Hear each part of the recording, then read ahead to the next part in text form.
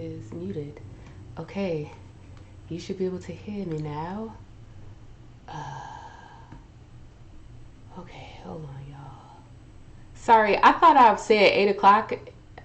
I meant 8 o'clock, but luckily, even though I meant 8 o'clock, I was on time because I was prepared for 8 o'clock, even though it's, y'all thought 7:30. Appreciate y'all patience.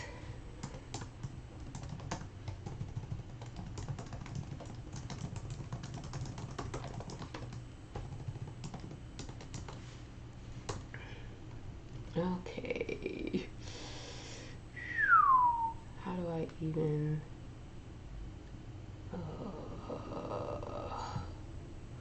Okay, I'm here. Y'all should be able to hear me now. Okay.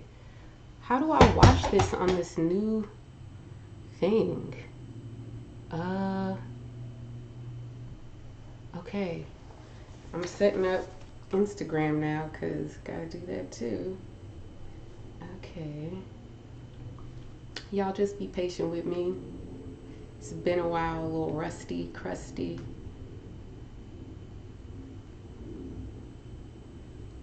All right. Okay, I got this new iPad and I don't really know if it's gonna stay up like the old one.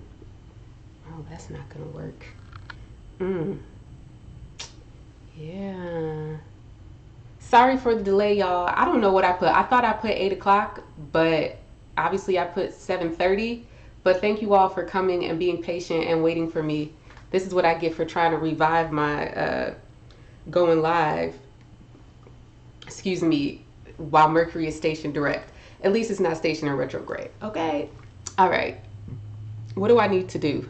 I need to figure out a surface for this computer so I can go back and forth between the stream and the chat. So let's do that. Let's put this here.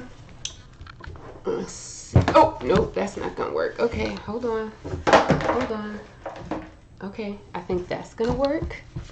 And I think that is gonna work. Ooh. Okay, is that gonna work? Let's see. Oh, look at her. Isn't she cute? Okay, okay. Where are my cards? Okay, hold on, y'all. I bought my cloth. Did I bring my cards? Where's my cards?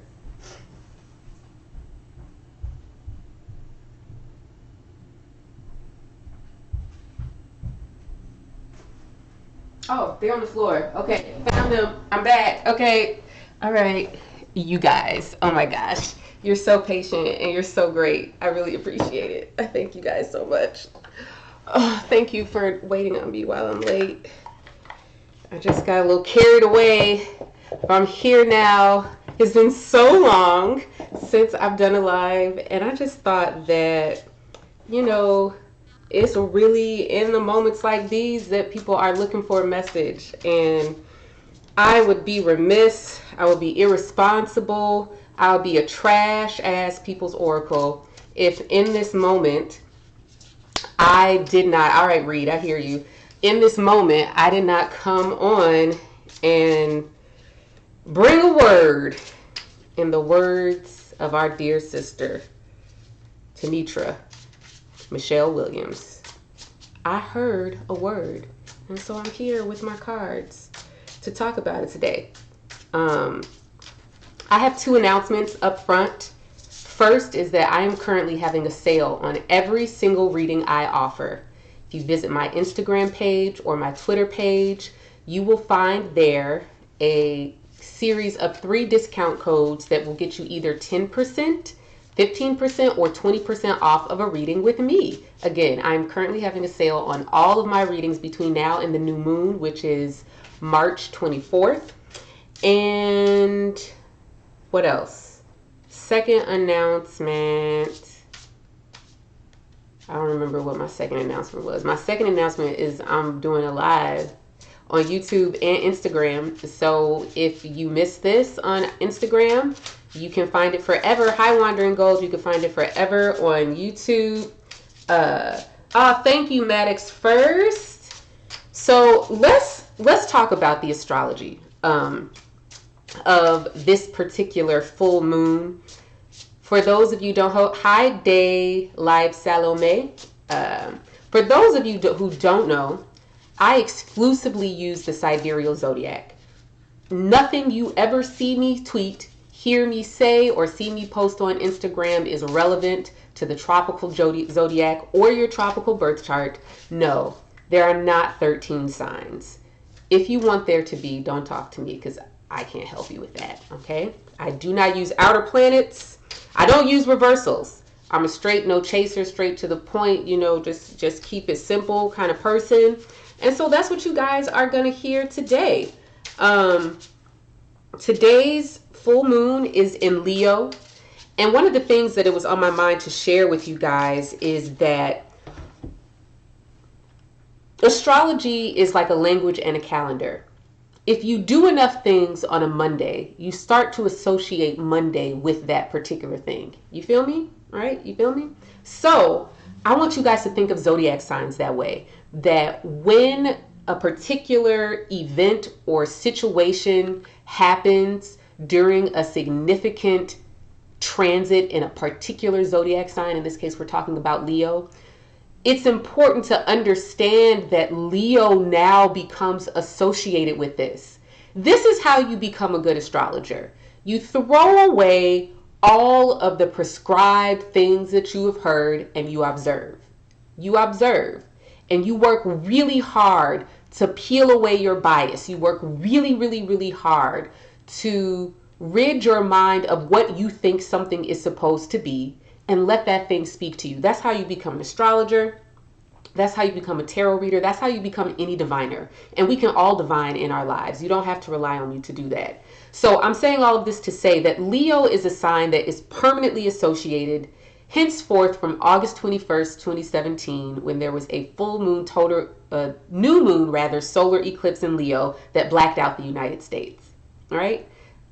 That particular moment, even though we could not perceive the fullness of what it would bring at that time, it is forever a marker and a reference point for anything that happens in Leo after that. So here we are, what is this? 2.5 years later at the full moon in Leo, and we've had a few lunations in Leo since then. But FYI, y'all, I'm sitting at my son's little table in his little itty bitty chair, so don't judge me. Anyways, since that particular event, Leo is so much associated with what we experienced at that time, which really was the rise of authoritarianism, not just in America, but in other countries. And one of the things that I've been thinking about so much with regard to Leo is daddy issues and how we all have some measure of daddy issues. I don't care if your dad was in your life and he was the perfect man. I don't care if your dad was absent, if he was killed somebody and went to jail, if he was a drug addict, an alcoholic, touch and go, neither here nor there. We all have daddy issues, meaning we all at some point must reckon with the authority of our own perceptions, right? What daddy issues may look like, even if you had a great dad, or your dad, you just never knew him. What daddy issues can look like is struggling to know who to trust and what to trust. Why is that daddy issues? Because when we are in right relationship with the archetype of father, with the kind of symbolism of what father represents, that right relationship means that we are able to trust our own perceptions. It means that we are able to say, I'm looking out that window and it's nighttime. And that we don't turn around and look for validation, that we don't have an inborn lack of trust with our perceptions. This also means this right relationship with the archetype of father, with our own daddy issues personally, also means that we recognize when we require the input of other people. We have a humility and we have a sense of balance around when we should reach out for consensus and seek validation and connection through shared perceptions. See, if you go too far in one direction, you're either completely dissociated from your own perceptions, you're constantly, and it might not even look like second guessing, your own perceptions. It just might look like you have a natural distrust of what you see with your own eyes. You have a natural distrust in even how other people might see you. All of these are daddy issues. And this is how it might look personally. Why am I talking about daddy issues? Because Leo is the sign ruled by the sun, and sun is father. Okay? Whether your father was a man, woman, whatever, non-binary, somewhere fluid in between, doesn't matter. Sun is father. It's the archetype of father. It is how we internalize the value and power of our own perceptions, intellect, and consciousness. Okay? But collectively, daddy issues look like handing over the power to see the world out of your own eyes to an authority figure. This is how we land in authoritarian regimes. There are enough people, right? Daddy issues, mommy issues, whatever trauma or neglect you deal with, none of these things are unique. They're not individual. They're a collective burden that we carry. And so right now, daddy issues really look like, I don't know who to trust. I don't know whose perceptions are accurate. I don't know who is able to see things as they are. Can I see things as they are? Am I able to rightly perceive? Can I trust my own eyes? When we experience that sense of neglect by our father figures, it looks like we never fully build up the confidence to show up in the world as we are, in full awareness that how I see things is the way things are. Do you know what the daddy issues phrase is? Do you know what the Leo phrase is? It's because I said so. I don't need to make a list of stuff for you. I don't need no spreadsheet. Right? We acknowledge and admire that in certain male figures. When someone speaks with authority, when they honor the validity of their own perceptions, when they feel the power of their intellect and they have the audacity to name a thing and say, yeah, that's what you're going to call it too. Right? We look up to that. This is how Trump is who he is. This is how Netanyahu and all of these other authoritarian figures come to power, because we got daddy issues, y'all. We individually have daddy issues and we have collective daddy issues. Collective daddy issues means, please tell me how to dress, what to wear, how to do my hair. What am I? Am I a Negro? Am I black? Whatever you want me to be, that's who I'll be. Oh, do you want me to not get an abortion? Okay, I won't get an abortion because it's wrong, right? And we think that we're choosing, but exactly what we're doing is, this is the other side of daddy issues, that we identify with the oppressor. We feel like our only pathway towards agency and authority in our lives is if we identify with the authority figure, if we identify with the daddy, right? You see it all the time in families where there was an abusive parent, and generally one child is the one who becomes the scapegoat, and they are often the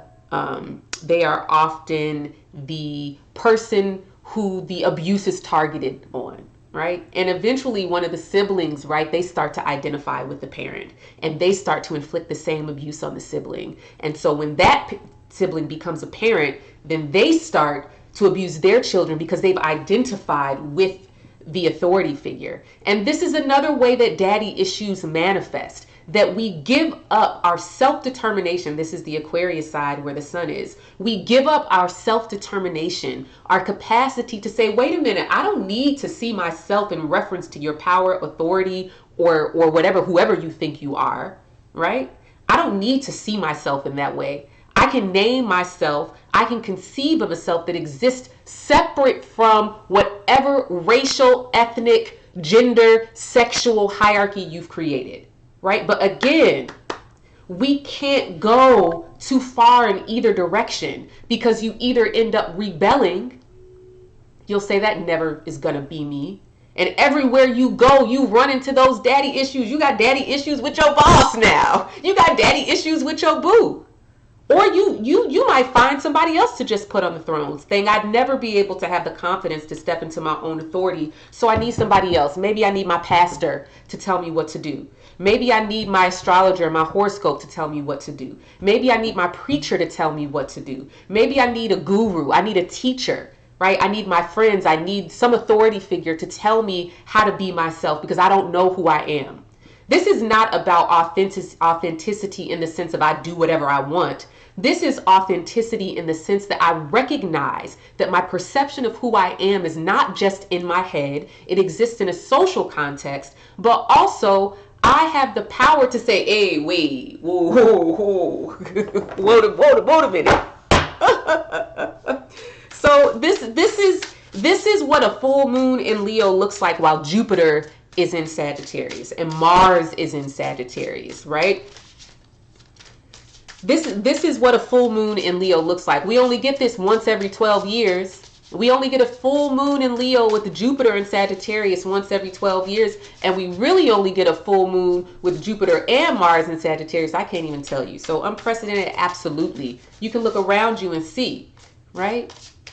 You can look around you and see, is this a moment where we trust the power structures and authority figures out in this world? Is this a moment where I am supposed to learn the difference between adopting or identifying with the authority of this world? Or is this a moment where I'm supposed to say, hey, wait a minute. You don't know me like that, homie. Right? I get to say who I am. Right? I can trust my own eyes. Let that be the title of this tarot sermon. I can trust my own eyes. Y'all, that's my nail tech. Don't she be leaving me fly? Luxury Nails. Hey, Siamata. Yeah, this is, I want the name of this tarot sermon to be, yes, I can trust my own eyes. I know when what I'm seeing is accurate. Yes, my eyes can see what's around me. Yes, I can trust my own eyes. I don't need to defer my vision to somebody else. Oh my God! Yay!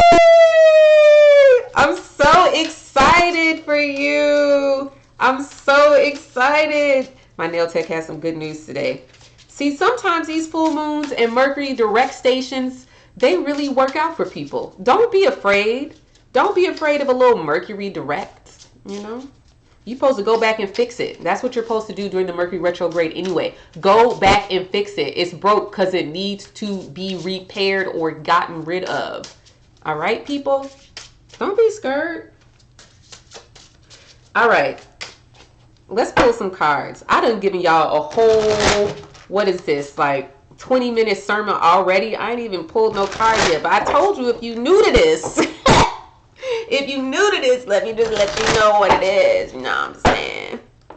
You guys can follow me on Twitter at People's Oracle. I'm about to revive my email list too. So I'm going to put that link up at some point this week. And what else? I got a website where you can book me. Again, I'm offering a sale on every single reading, 10% off, 20%, no, 10%, 15%, and 20% off. All of my readings until the new moon, which is March 24th. Hi, Brandon. Look at all my friends coming to see me tonight. You guys are so cute. Okay. If y'all don't know how this goes, this is the Golden Thread Tarot. I don't use reversals. I think I might just pull 3 cards today and see what that can give us. Can't make no promises. When I cut the deck, the card on the bottom is going to give us the message. It's going to give us the context. It's going to give us the reference point for how we interpret every other card that we lay down. You need context. If you've been reading without context or a reference point, how do you even know you talking about? You know what I'm saying? How does anybody else know what you're talking about? So let's, I think I've shuffled these cards enough. Hey, Nicole, my Chi-Town people on here tonight. All right. What have we got? This is the Two of Wands. I love this. This is the card. This is, I think if you have the Thoth Death, whatever it's called, deck, the Two of Wands is dominion. And I love that word for Leo. I love that word for the full moon in Leo. I love that word for this new moon, dominion. What is dominion? Ooh, I feel a sermon coming on. Somebody help me. What is dominion? Dominion is more than being a boss. Dominion is more than having power over somebody or something.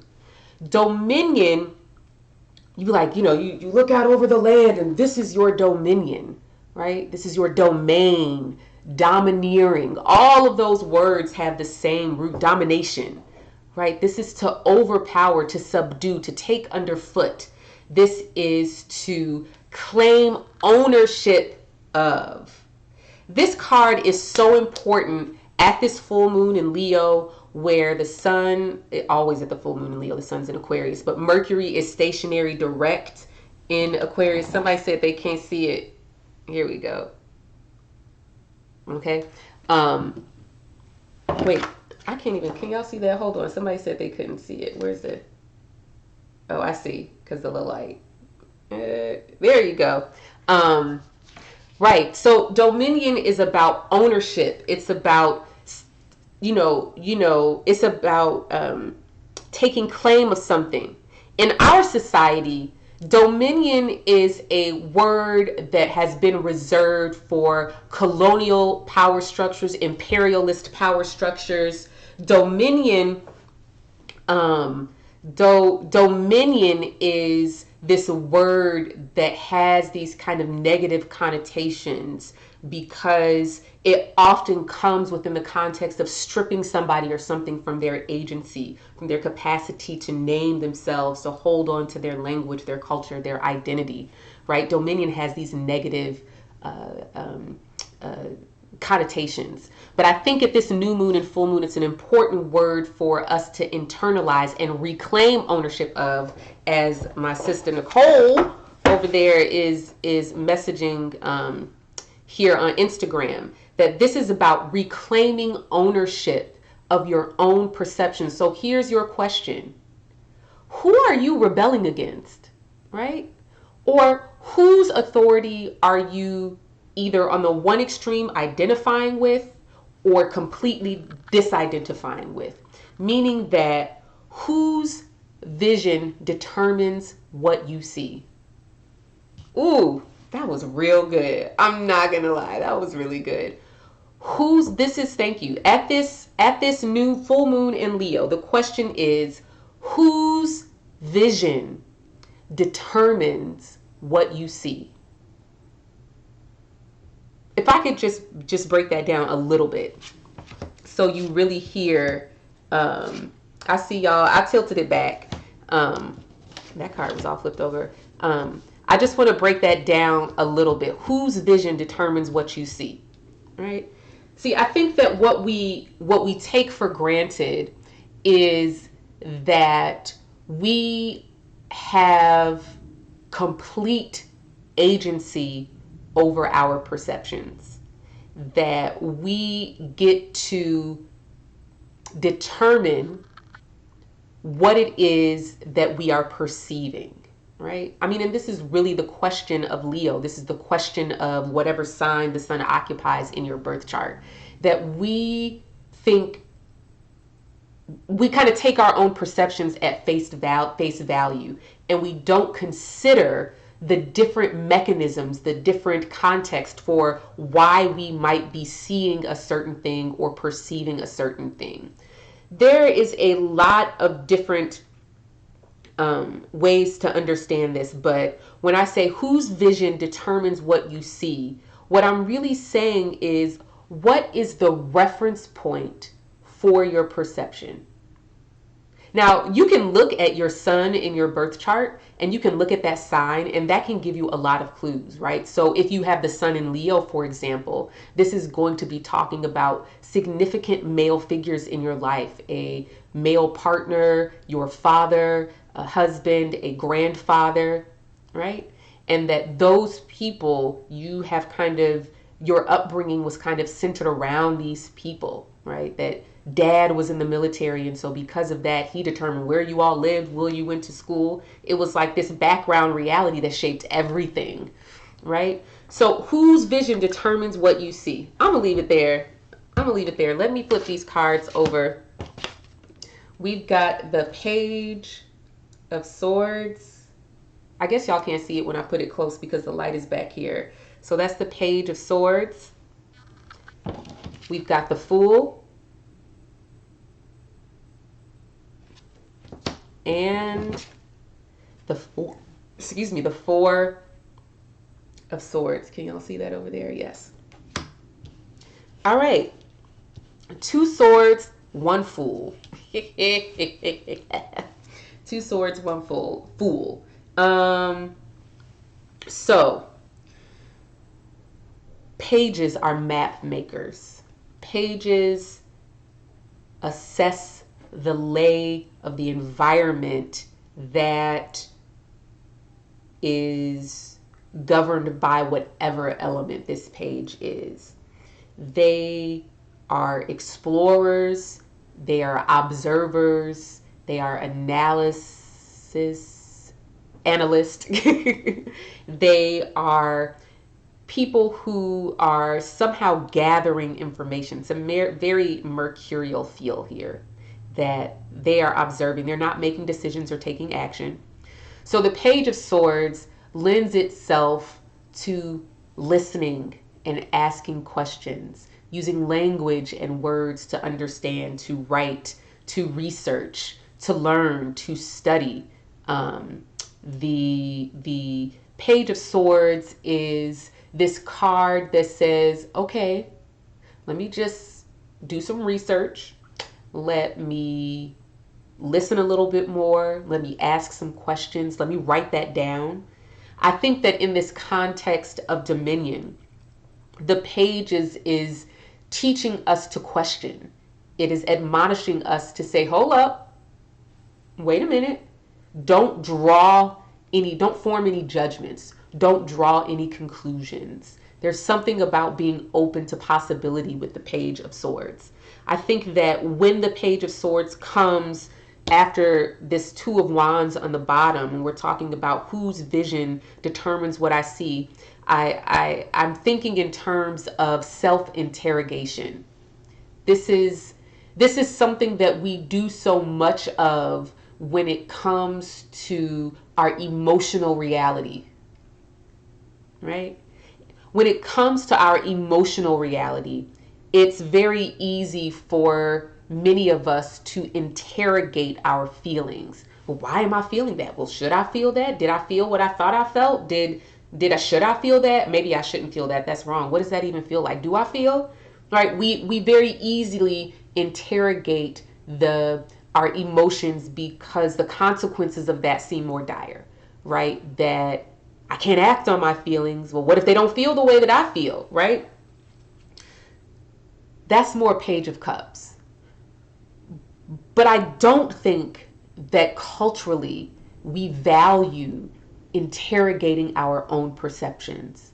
I don't think culturally we value considering the possibility that the way that I see things is not of my own choosing, that the way that my vision forms is not as a consequence of my own agency and dominion, claiming ownership.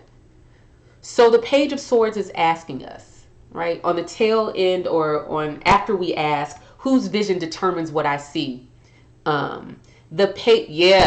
Yeah, I'm coming to that, Nicole. The Page of Swords is saying, how willing have you been to interrogate your own perceptions? And this gets into some kind of metacognition here, because some of us are people who interrogate our own perceptions too much, right? That we never trust our own eyes. But I think this is saying to pull back the lens even further and say, Why is it that you can't trust your own perceptions? Who told you?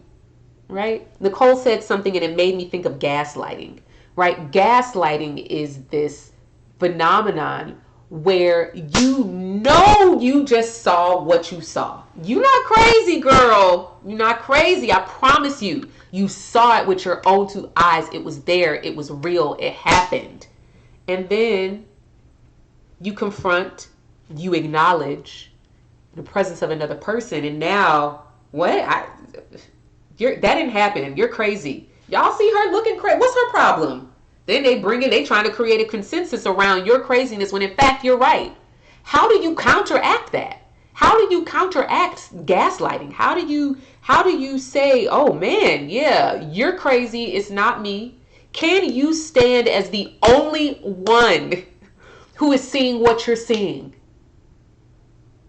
Can you? Can you hold that tight to your vision? Right?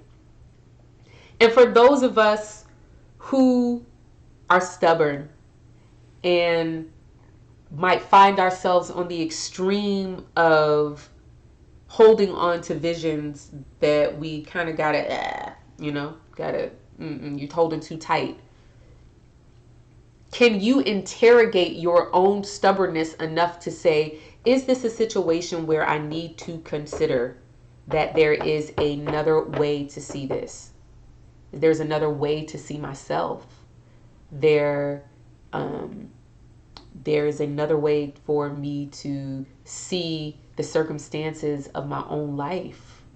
I think one of the things that happens at this particular full moon, with Jupiter being where it is that we can, and this is kind of a preview too, because now that I think about it, Venus is in Aries, Jupiter and Mars are in Sagittarius, the moon is in Leo at this full moon. There's a point later this year in August into September where we have this like unprecedented formation, and don't get hyped because I don't know about that. I don't know if this is a good thing, but Jupiter is in Sagittarius, Mars is in Aries, and the Sun is in Leo. So we kind of have a mirroring of that now, seeing as all three of the fire signs are occupied right now. But one of the things that happens is that the story, we believe, the judgments that we form are reinforcing our perceptions, or our perceptions reinforce our judgment. Meaning, and this is what bias is, right? That we come with a preconceived, right? Conceptualized, preconceived story, idea, narrative about what something is. And then when we look at it, we only see what confirms our narrative. We only can see what conserves we only see what reinforces the pre-existing story that we tell. This can be really problematic in moments where you need to change. This is why trines can be really, really, really whack, because they're just reinforcing the existing status quo, and there's no impetus for change. There's no power struggle. There's no tension to make you want to change and shift, right? However, there are times when you need that reinforcement, where you have a square in your chart and you need that trine to come along and say, hey, you lose the sense of resistance and tension, and you have some support for a particular planet in your chart. But I think at this moment it's so important that we are interrogating our perceptions. We're interrogating our judgments. That if we are to take ownership of our vision, if we are to take ownership of our perceptions, we must interrogate, right? Who knows what trauma, who knows what old story is informing why you see what you think you're seeing, right? I mean, have you ever, you go to therapy, or, you read a book, or you hear somebody else's story, or you come across something on Instagram or Twitter, and it's such a clarifying and enlightening piece of information. Maybe you have a conversation with a friend, and it's so enlightening and clarifying that it causes you to re-examine everything that you've experienced up to that point. And now you look back and everything looks totally different.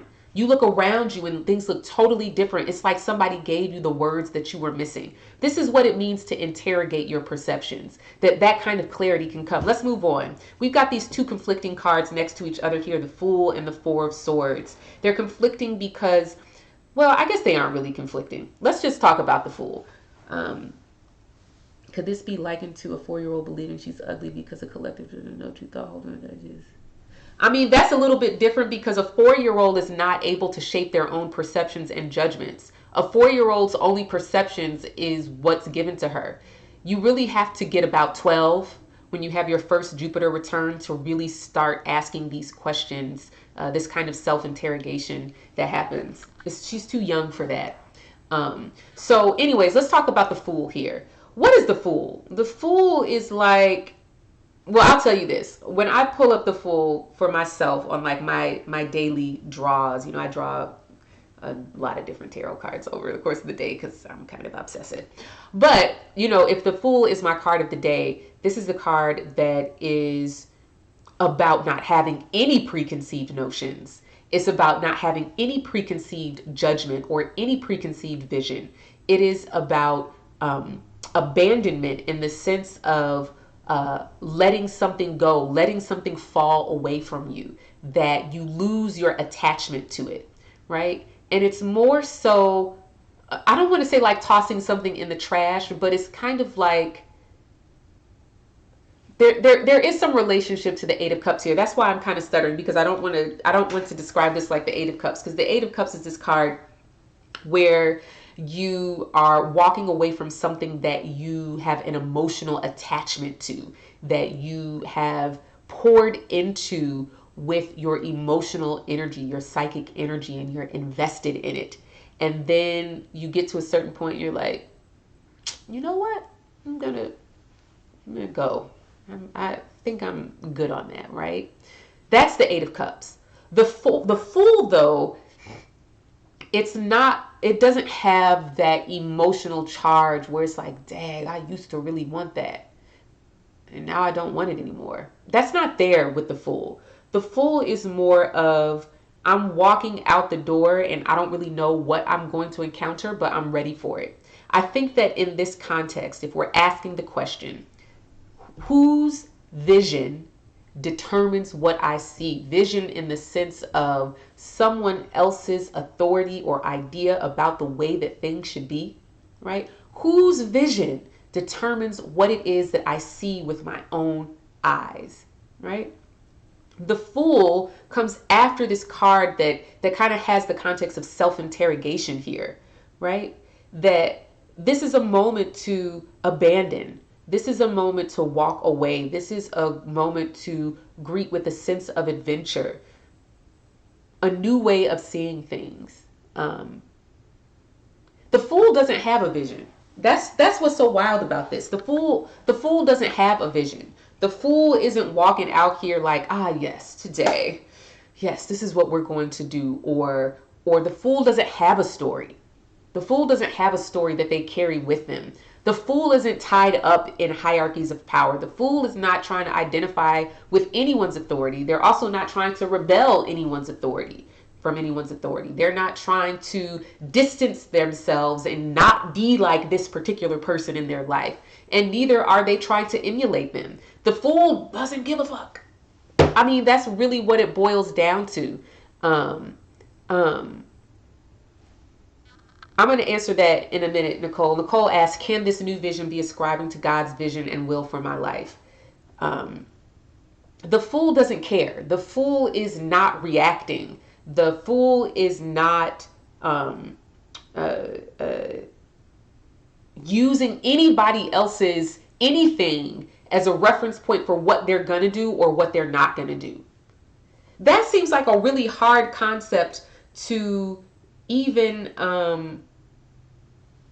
this seems like a really hard concept to even conceptualize. This idea that I can have no preconceived vision, that I can completely disconnect from whatever story of authority there is in my life.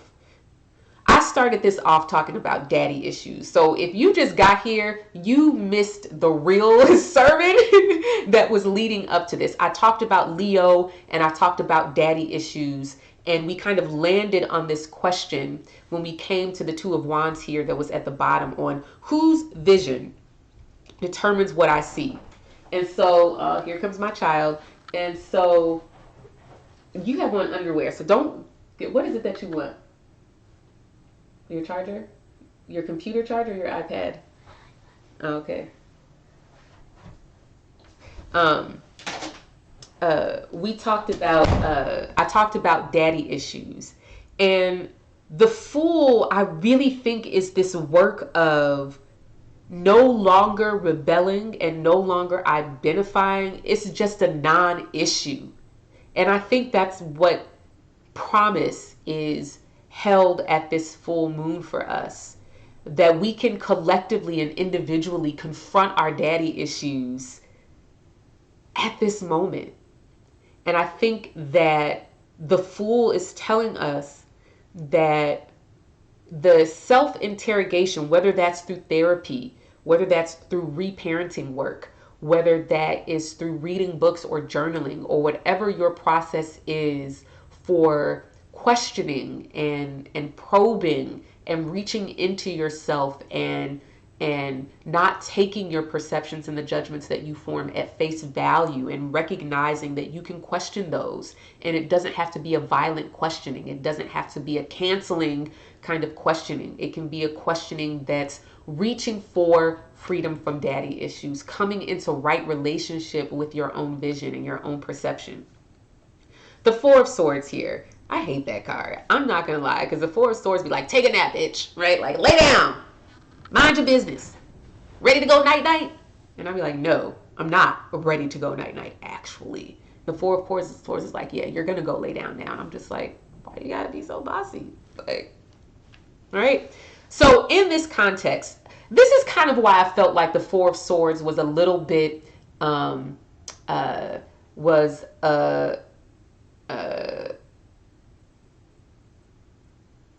oh Lord, I'm still a little high. With the Four of Swords, was a little bit of a contrast with the Fool, because the Fool has this really like, I don't give a fuck, and it's not because I'm being nihilist or I'm being apathetic. Like, it's really that I don't care, right? I really want to find that space. I really want to like find how to occupy that space of I really don't care. And it's not a dismissive kind of I don't care. I want to get there. Like, I literally do not have a care, concern, or worry with whatever the fuck you're doing. I want to get there.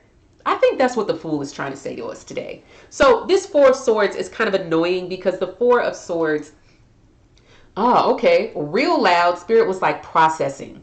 That's what the Four of Swords, because I was about to go down a whole other pathway. But the Four of Swords is about processing, right? And I think this means to say that so many times when we endeavor upon internal work, when we start to dig deep and we uncover our wounds and our trauma and we're ready to work with it, it is like deep sea diving. And the work is so much interior. We're working with our dreams. We're working with therapists. We're having conversations. We're journaling. We're working with tarot. We're working with an astrologer. We're learning about ourselves. So much of the work is internal, and it's the internal process that there might not be any evidence for it on the surface. Just like how, like when you're treading water and your legs are really going under the water, and you can't see that on the surface. The work is beneath.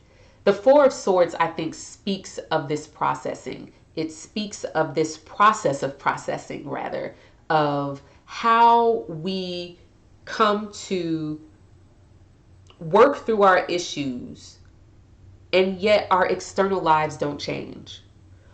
But the thing that often changes is our perception of things, which is the whole entire point of the full moon in Leo. I just love it when it comes together like this, right? That our perceptions change, that you can have a revelation about your life and who you are, and absolutely nothing material in your life change, but you open your eyes and everything looks different. Whose vision determines what you see? Why?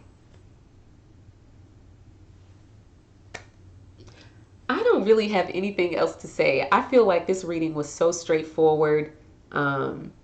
This was just so great to be back with you guys. Oh, I missed it so much, but it was a rough life for me. It's still rough. Pray for me. But I just felt like in this moment, we needed a word. I needed a word. This work is therapeutic for me. It's spirit speaking to me, through me, talking about myself in front of all of y'all. Yeah. That's all that I really have to say. If you tuned in towards the end of this, I strongly advise that you find this video on YouTube after, this is for the people who are on Instagram, you find this video on YouTube after this is complete, or you know, within the next 24 hours, you go back to the beginning of this video. And I talked about daddy issues. And I'm hoping to offer some new language for you to really come to understand what that might mean for you, whether or not you believe you have them, because you do. I'm offering a sale on every single reading that I give, that I offer. Discount codes of 10% off a 30-minute reading, 15% off a 60-minute reading, and 20% off a 90-minute reading. I will post those coupon codes in the comment section of this video, and you can use them until May 24th. That's the new moon in Pisces, which is just 2 weeks from today. Thank y'all for tuning in. I love y'all so much. Tell a friend. Share this with your friends. They need to hear it. They need to know who I am. Do you see me? Did you hear me today? Come on. Get the word out. Thank you so much, y'all. Bye. I don't even know how to do this.